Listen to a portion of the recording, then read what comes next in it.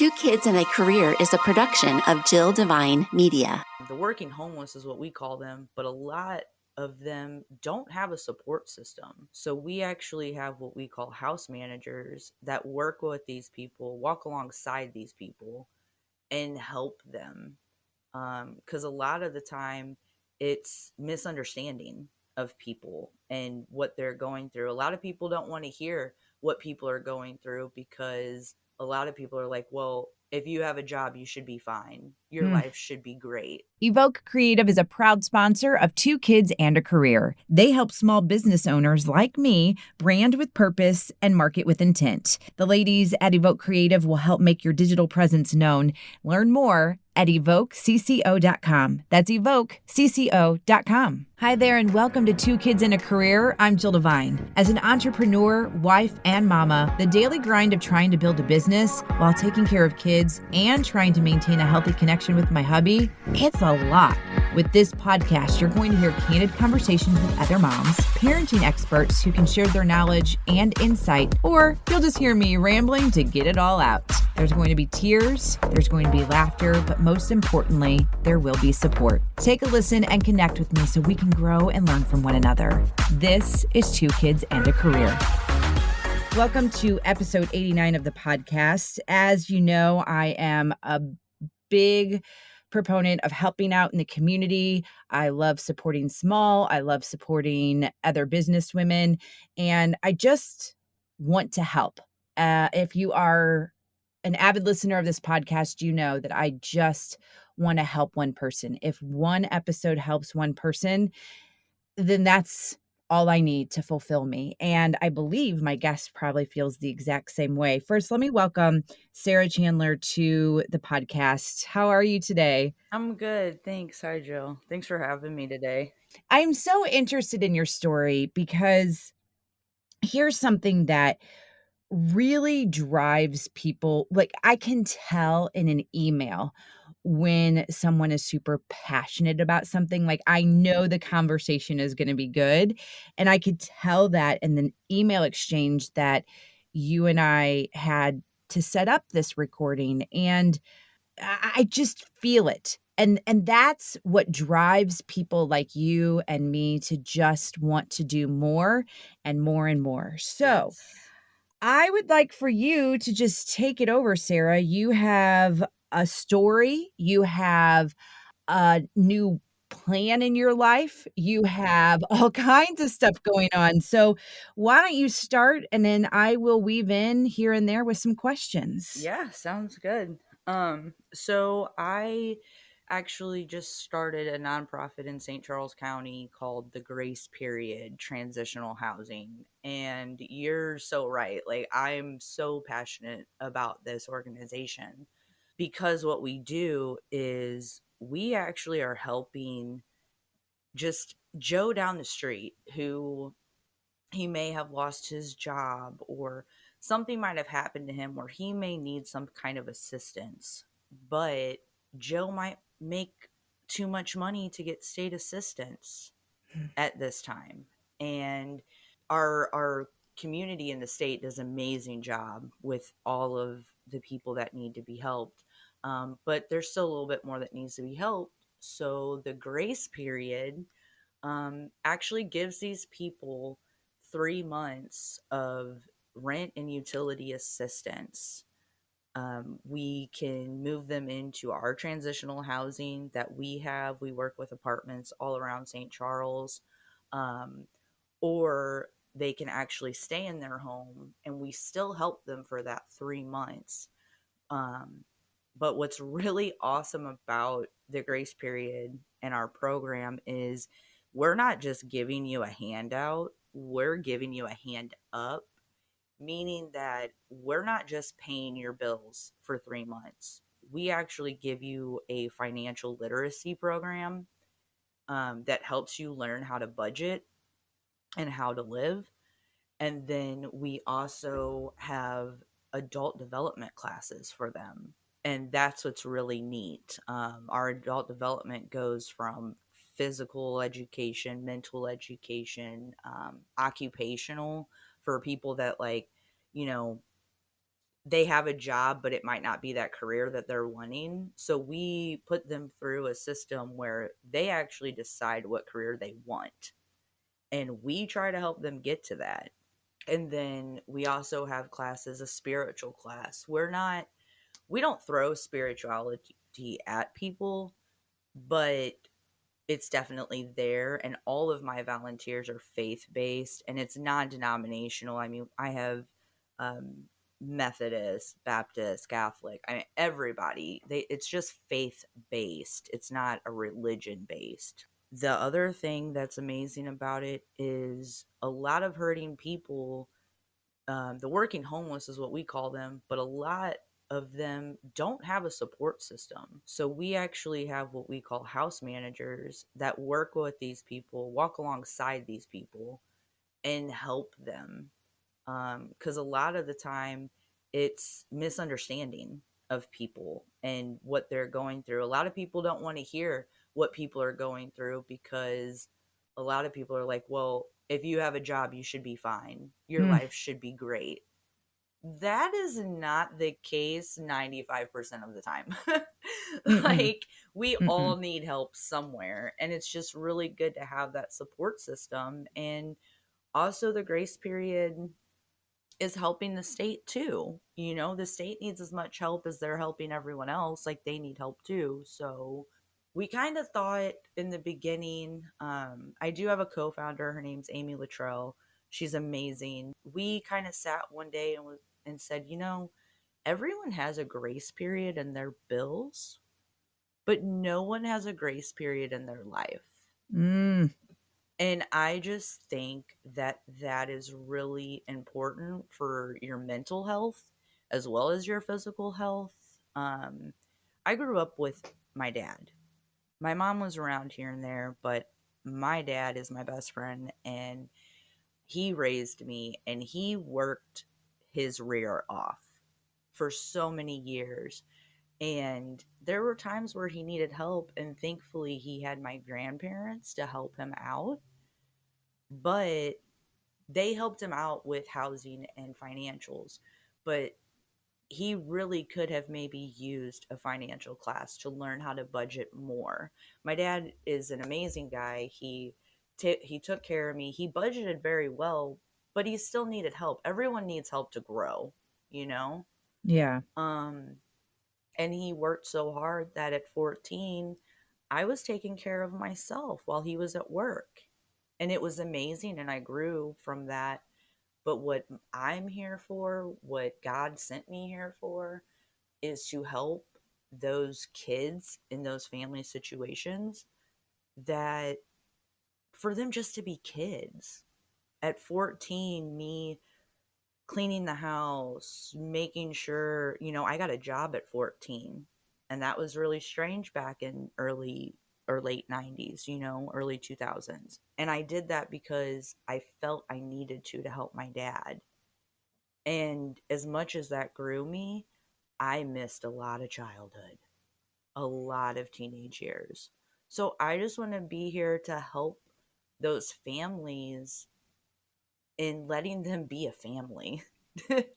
Sarah, I have so many things that I have written down on the different things that you talked about, and Mhm. it's gonna just feel like all over the place. Yeah. So bear with me as I go Yes. through these things. But first of all, the grace period was launched November of 2019. Yes, ma'am. How crazy. Because Yes. then you have this pandemic that we're still in, and then you start to see the true help that's needed. Like, I Yes. think maybe one of the things that probably people started to see because of the pandemic was something that you brought up at the beginning. Like, it doesn't matter if you are white, black, um, Asian, it doesn't Oh, matter yeah, any of that. no. It doesn't matter if you're a male, a female. It doesn't matter what age you are. You can be hit and impacted by lack of assistance. Yes, yeah. Yeah, it takes you out of your self-sufficiency. And that's what we try to do, to get you back to that self-sufficiency. It was something that I didn't really realize until I volunteered a number of years ago at a food bank. And when they showed the stats of Mm. who the individuals are receiving that food, it took me back because Yeah. it could be your neighbors. Yeah. Just because somebody lives in a home, like you said, doesn't mean that they're rich or even that they're okay. And Right. I think that that might be something that we need to educate others about. Yeah, yeah. Everyone's living that paycheck to paycheck life, and there's a way that you can get out of that. The other thing I wanted to bring up was work. And by that, what I mean is, I think all the time to myself, those parents, single parents, um, both parents at home, whatever it may be, but trying to make ends meet and trying to be there for their kids. But in order to be there for their kids financially, they have to work Yeah. and they have to work a lot. And then they're Hmm. missing out on the time with their kids. And it's not because they want to, Right. it's because they have to. Hmm. And I've thought about that recently because I do talk to a lot of different people on this podcast and just the developmental aspect of children and adolescents. And it wasn't until you really kind of mentioned all of that with your own upbringing that while you did appreciate that your dad was doing so much to keep you all afloat, it is hard. I mean, Yeah. you're a kid. Hmm. And so it bothers me because I know, I mean, I can't speak on behalf of your dad, but Right. I am pretty sure it hurt him just as much. He wanted to Yeah. be there for you. Hmm. Yeah, and that's the grace period is here for that as well, because it is an embarrassing moment. It is a hurting moment, and I don't think that anyone who is working as hard as they can and still are having problems should be embarrassed or hurt by it, because you're doing everything that you can and you just need a little grace. Yeah, Yeah, it's very hard. And it's hard for some of these kids too, because they don't even realize it. Oh, right.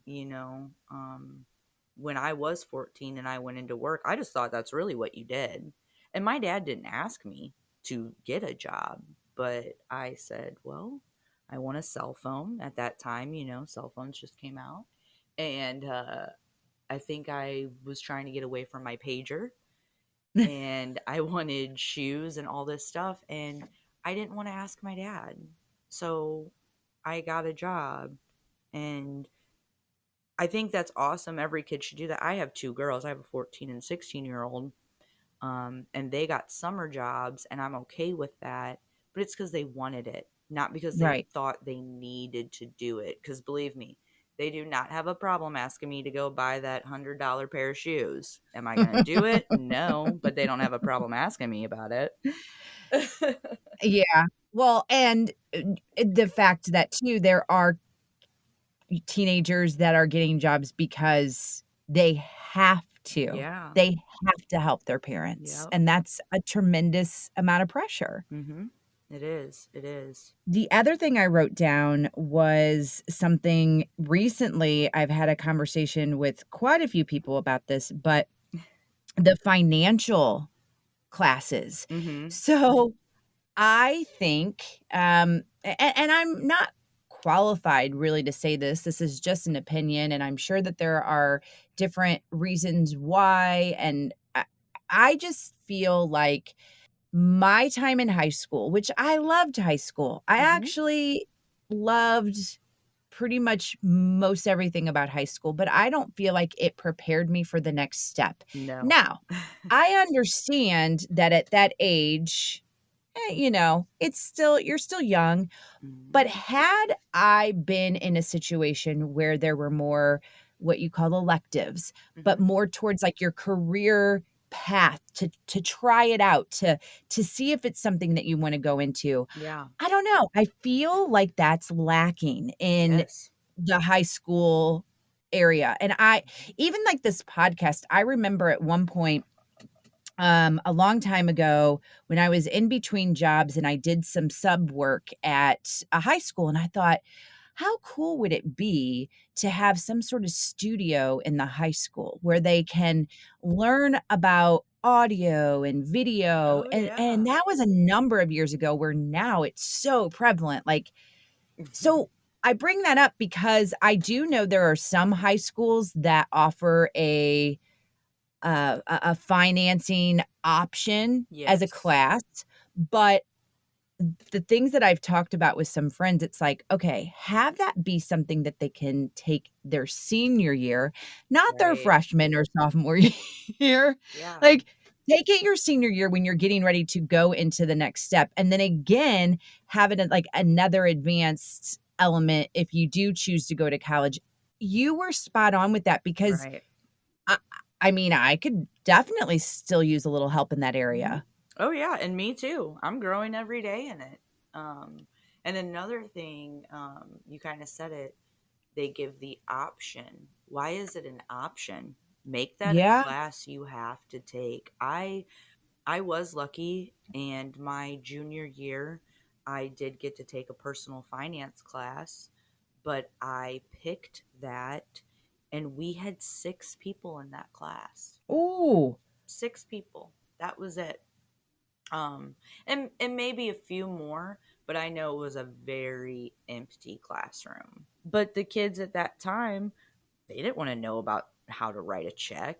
They didn't care about that stuff.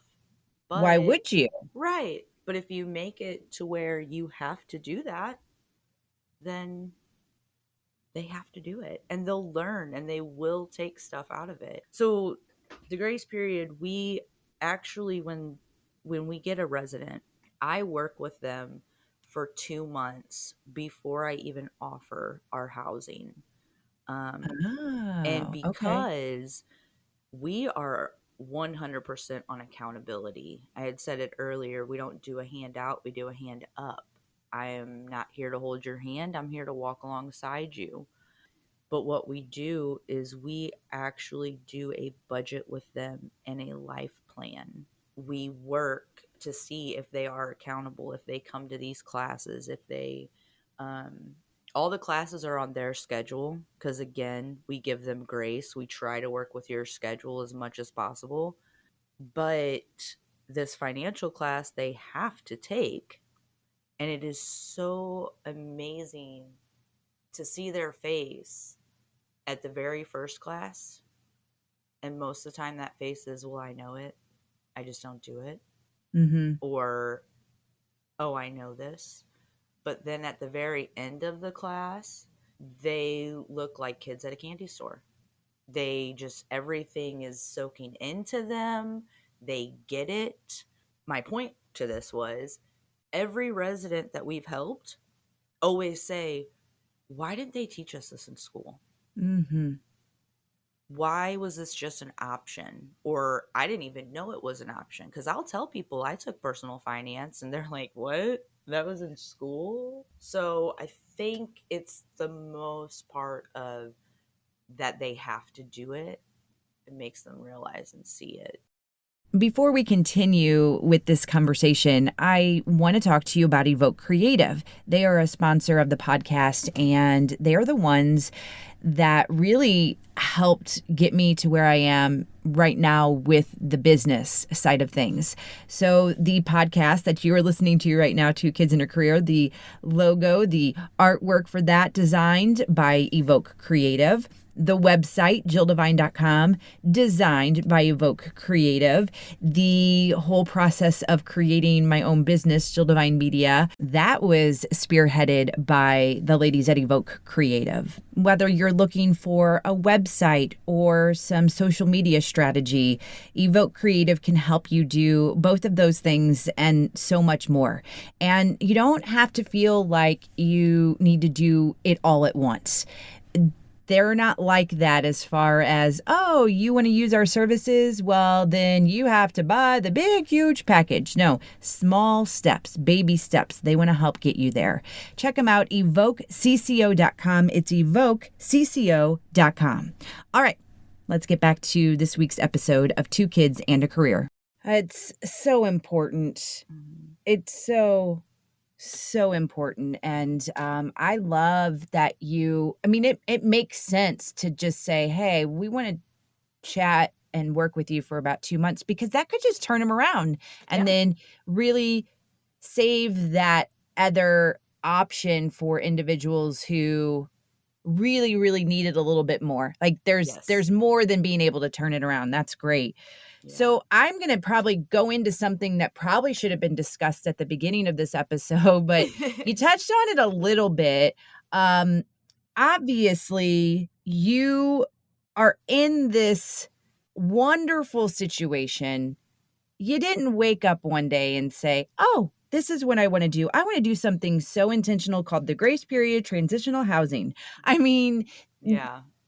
there's a personal story, and like you did talk a little bit about it with your father. I was just wondering if you could go into it a little bit more, because it is intentional. It is very direct, and I feel like maybe this is something that someone has to experience in order to get to where you are now. Yeah, definitely.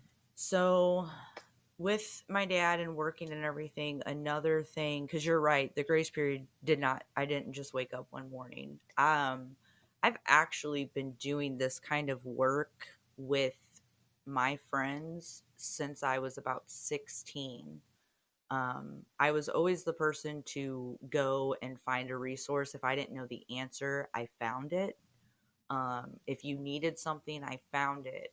And I actually had a group of friends, about 8, maybe 10 of us, that all of us were kind of in the same position at that time.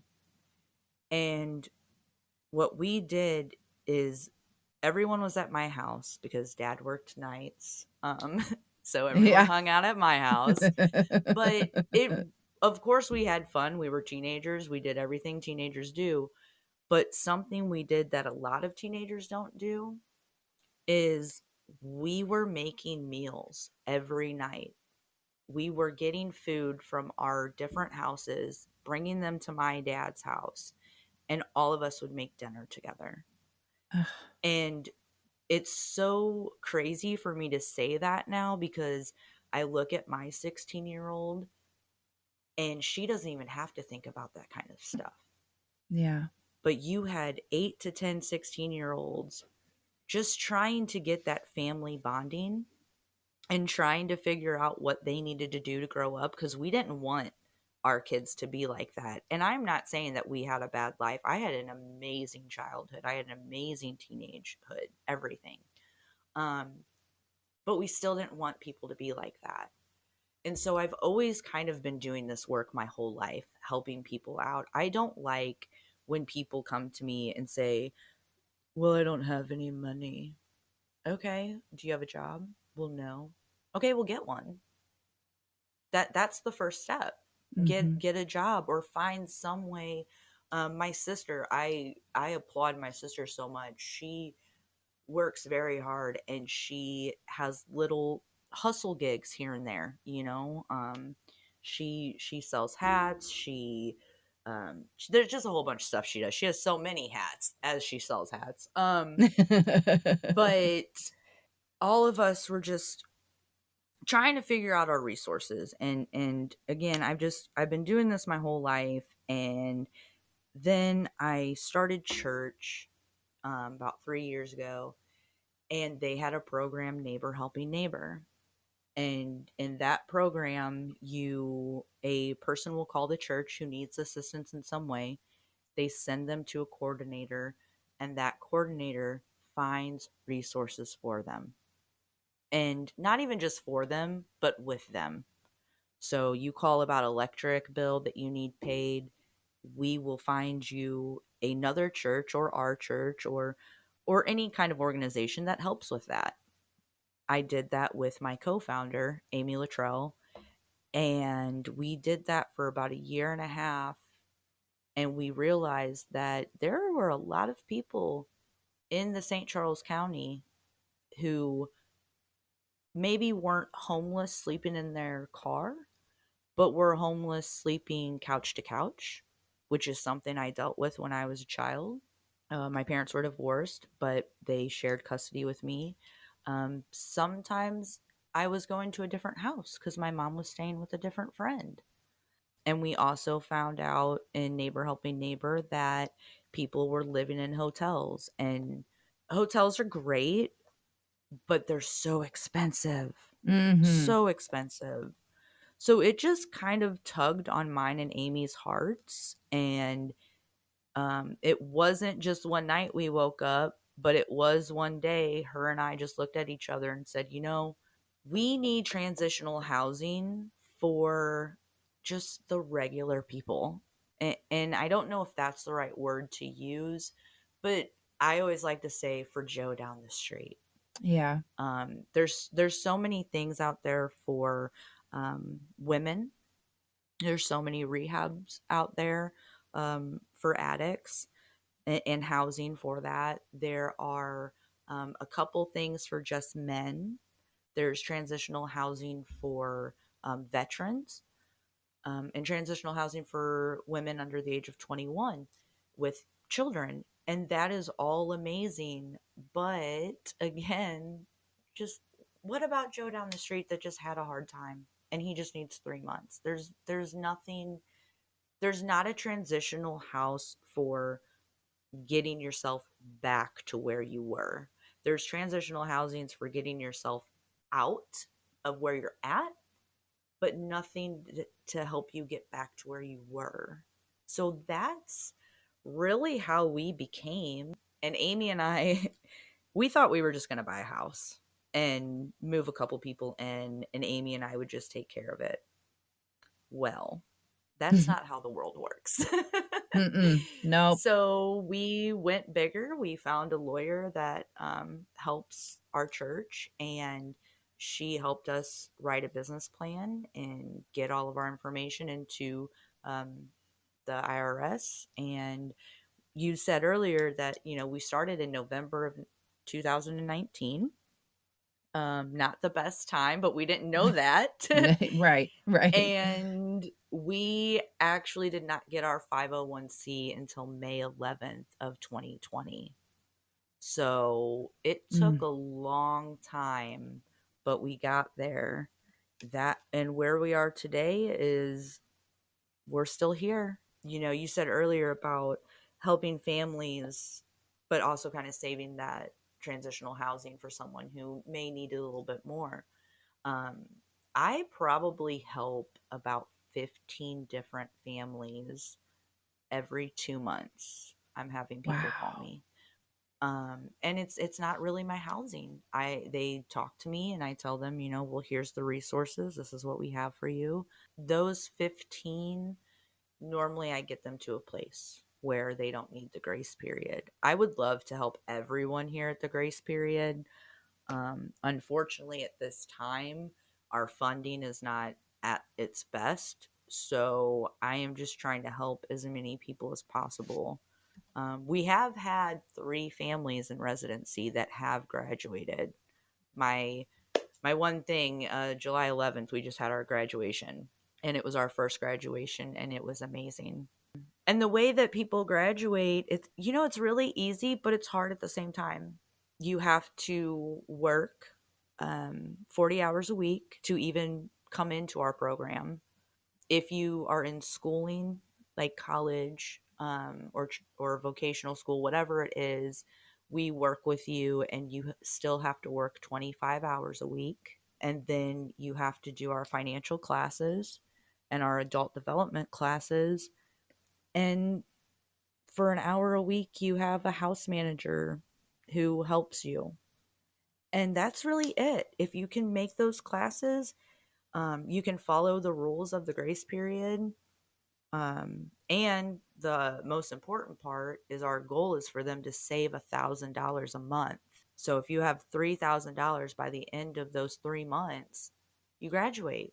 And I know it sounds hard, But once you get in the step of it and you budget, and again, think about it, the grace period is paying your rent and utilities for 3 months. That 3,000 is not that as hard as people think to save. And all of my residents have saved that. We had one that had a tooth problem, and they ended up paying $1,400 cash to get the teeth fixed, which is something they would have never been able to do. And so we did extend their time just a little bit because they had an emergency. But even they said, I said that I would help them for 3 more months after that. They said, no, Miss Sarah, it we don't we don't need your help. We can do this.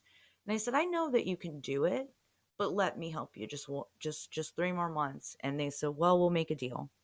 You help us for 1 more month, and we'll try to save the $1,000 plus the 1,400 that we had to spend. And I said, okay, well, how are you going to do that though? Like, you guys are already working 40 hours a week. What are you going to do? And they said, well, we're going to do DoorDash.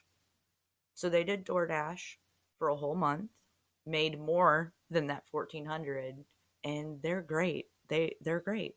I mean, I check in with them every Tuesday. They keep telling me, Miss Sarah, we've got it, we've got it.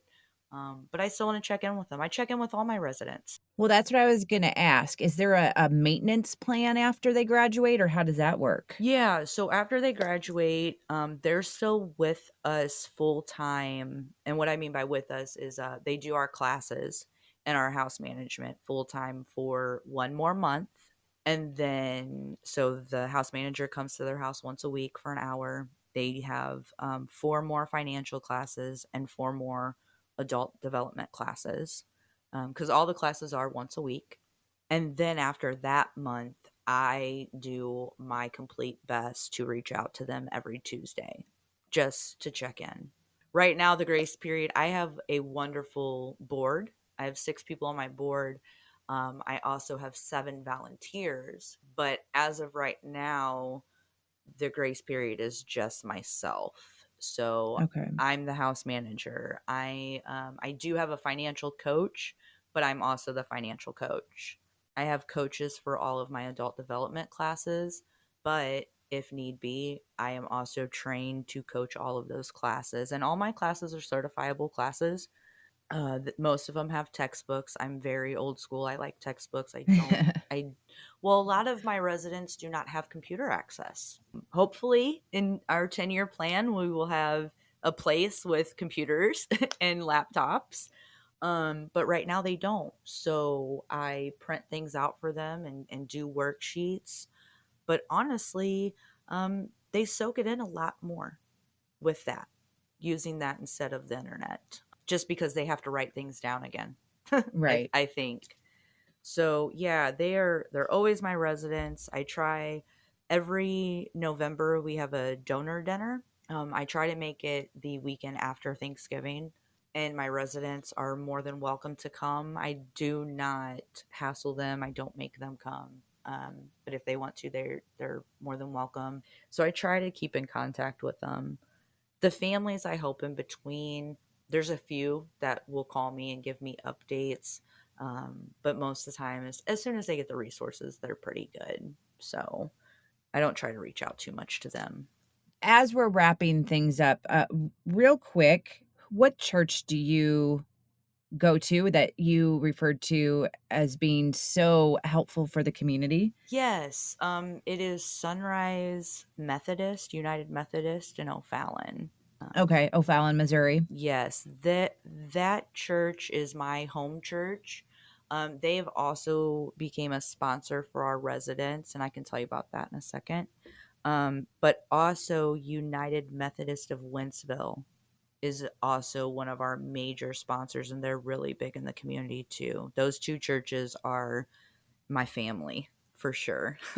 And it is important to note that you're facing an obstacle because you're 100% individually funded, Yes.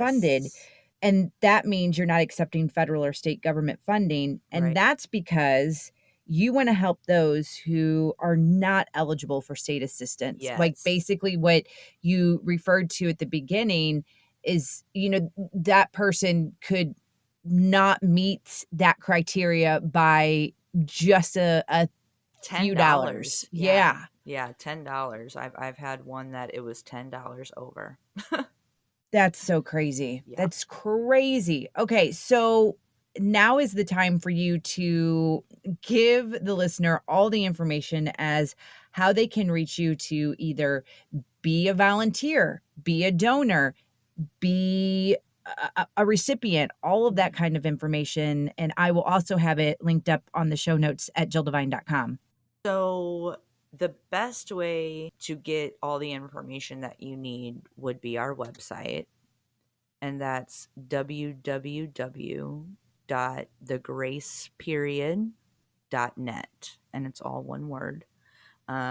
Everything is on there, from applications to be a resident, ways to sponsor. We have Adopt a Family program, and what we do need for our volunteers. The other way is Facebook, and it's The Grace Period Inc. On Facebook. And we have a Twitter that we're trying to get together. It's coming a little slow. But all of our names are The Grace Period. And then what is one thing that you are in need of right now? I know there's a lot, but if we have one ask right now, what would it be? Right now, I need sponsors for my residents. And what that entails is you adopt a family for 3 months, and it is a $5,000 sponsorship, but that takes care of 3 months of their rent and utilities. That takes care of their 2 weeks of groceries that we give them. We furnish the apartments for them, and it also helps with our programming materials. So, and it's all for the resident. Our sponsorships just go to the resident. They do not go to our operations or our salaries or anything like that. It is just for the residents. That's our major need, and donations, of course, all the time. And then volunteers, just people that have the time and have the grace to get to know people and to work with us here to just keep the grace period going. It's so inspiring to see the things that you're doing, and just even the story you told about you and your friends at the age of 16, wanting community, finding that with dinner. It just is so amazing to see how all of this has transpired and how God has worked in your life to go from there to here. And I applaud you. I think that it's awesome that you are just going at it and you aren't giving up. No, I will never give up. Even if the grace period isn't here, I will keep my number up to give people those resources.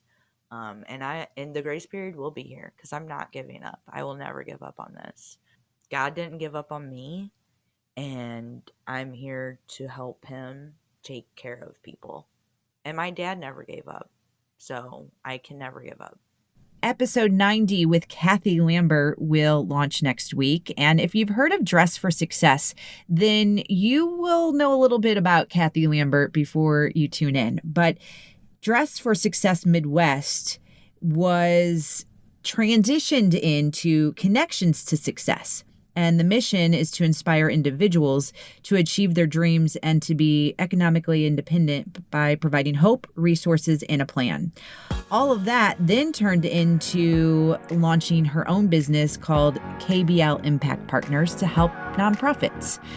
It's a lot of nonprofit goodness happening in next week's episode. I hope you'll join me. As we wrap up this week's episode, I'd like to remind you of our sponsor for this episode, Evoke Creative.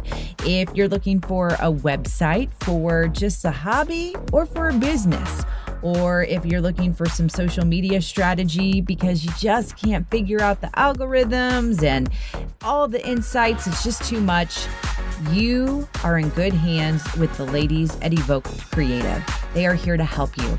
Digital marketing, that's their thing. They want you to succeed, and they're going to do whatever they can to help you do that. You're looking for a logo? They got you.